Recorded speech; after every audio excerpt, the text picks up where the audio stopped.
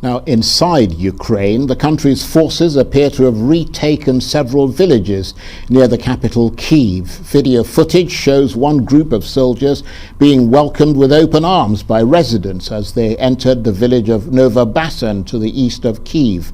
Ukraine says it is continuing to make successful counterattacks in the area.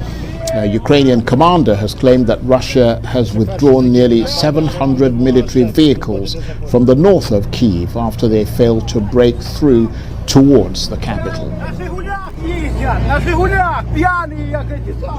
Developments in and around Ukraine into perspective is Dr. Marek Laskiewicz, the chairman of POSK, the Polish Social and Cultural Association here in London. He's also been a fairly regular guest here on Arise Duzar. Thank you very much indeed for coming in.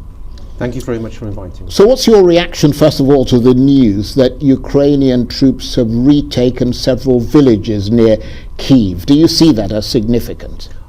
I see that as very encouraging and very pleasant, but I don't see it as very significant. The central problem is that Russia has huge forces, it's a bigger country, and therefore it could be nothing more than a Russian regrouping. And if Russia also brought in reinforcements, and there's some talk of troops coming in from other places like Georgia for it, in this case it would not be so much as a withdrawal as an attempt to take one step back to take two steps forward. We simply do not know at present how strong the Ukrainians are vis-a-vis the Russians, where the Russians could not retake all the territory soon.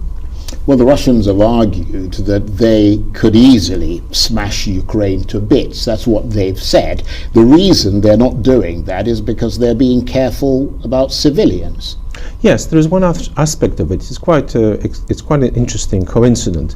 On the one hand, Russia has invaded Ukraine because they see them as a part of Russia. It therefore follows that for that reason they don't want to smash Ukraine, as you put it, because they're really smashing their own citizens. And to this extent, this has actually protected Ukraine from what could have been a far deadlier assault, including by the use of non-conventional weapons of mass destruction.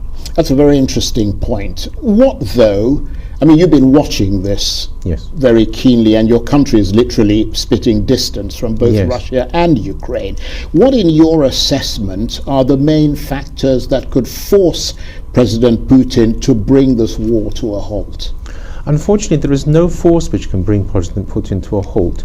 These sanctions are of less interest for a big country like Russia. In any case, there's possibility of sanctions breaking by China, India, and even possibly countries within the EU who are not as anti-Russian as other countries are. Therefore, it would follow that the war could carry on for some time. Rather, the question is, can we bring the war to, so to speak, a stalemate at the very least, so Russia does not go any further, and above all, does not escalate the war, including into weapons of mass destruction? That is, I think, the central point of the agenda. Well, talking about escalation, just over the border in Russia, we heard today, it seems that a fuel depot in Belgorod is on fire after missiles were reportedly fired by Ukrainian helicopters. How much might this represent a real uptick in tensions? I'm afraid a very significant one.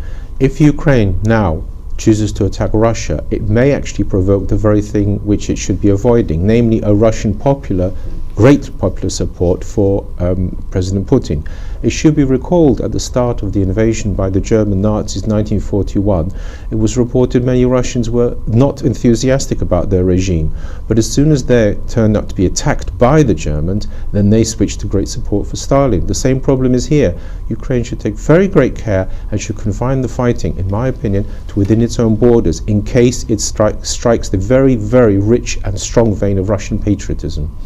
And of course, diplomacy absolutely essential. India walking a sort of diplomatic tightrope as the Russian foreign minister, we saw him there, Sergei Lavrov, visits the country. Can India remain friends with Russia and the West as the conflict leaves Russia with a dwindling number of allies? I'm afraid it can, because during the Cold War this was the very essence of India. It was a non-aligned state and actually did have good relations with Russia, and so in principle it could well do that. No one's going to attack India for it. The point is whether or not Russia can, by means of what allies it has, carry on fighting for a long time, and it would appear the answer is to be yes. And we saw Ursula von der Leyen, President of the European Commission, there talking about China's reputation being at stake, depending on which line it takes and how it looks at the Russian invasion of Ukraine. Do you agree with her? I'm afraid I regard that as so much hot air. China's reputation was, so to speak, already in tatters following the Uyghurs and the business of Taiwan and Hong Kong, and therefore quite what she has in mind, I don't know. China has been at loggerheads with the West at some time. It has also had the problem of Huawei and also companies being blacklisted at some point, and therefore it is not a question of reputation getting worse. The question is what China will do. I'm afraid these sort of talks from the EU are just irrelevant. Let's talk briefly about the refugees in your country, Poland. Millions of them, the highest number by far of all Ukraine's neighbours. Poland's been widely praised for the way it's worked to provide support for the refugees. What's the secret to Poland's success in this regard, if I may put it that way? I think the thing is that it comes also from the Polish viewpoint, religious ones, of helping your neighbour when he's in need. And therefore, despite the, how can I put it, checkered history of Polish-Ukrainian relations, people have reached out on a human level, and the Polish government has gone with this and helped a great deal by giving official support. And so one of the nicest aspects of it is there are no camps, there are no barracks, people have taken in many into their families. It has been quite an extraordinary phenomenon. In some ways, one of the, I think, first ever in the world on this sort of scale. But what about the challenges of integration? Because, I mean, on the face of it, the languages sound similar. For example, with children going into school, but I mean, the alphabets are different and all the rest of it. Yes, I think we have to say Ukrainian, although it is similar, is a separate language in its own right. And for that reason, the children would be effectively bilingual. As a matter of fact, for most Slavs, speaking a Faro-Slav language is easier than would appear, and therefore I don't expect much problem here, but I expect that really most people say the Ukrainians, granted the war will finish, will be able to go back home.